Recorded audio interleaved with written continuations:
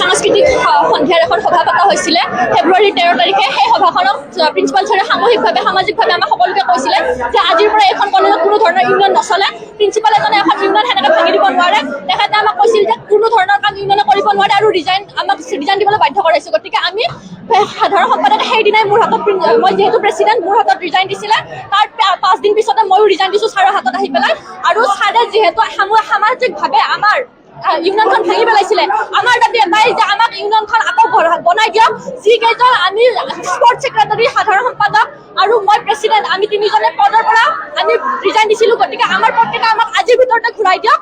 আমাৰ দাবী এটাই আৰু প্ৰিন্সিপাল ছাৰৰ ইমানখিনি যিহেতু এগেইনষ্টত প্ৰুফ দিয়া হৈছে, তো এইখিনি থকাৰ পিছতো তেওঁ কেনেকৈ মানে ন্যায় পোৱা নাই কলেজে। ইমানখিনি টিচাৰ্ছৰ এপ্লিকেশ্যন আজিলৈ জমা হৈ আছে 2023 চনৰ পৰা। গতিকে আমি বিচাৰোঁ সকলোৱে ন্যায় পাওক, লগতে আমাৰ পষ্টকেইটা আমাক ঘূৰাই দিয়ক।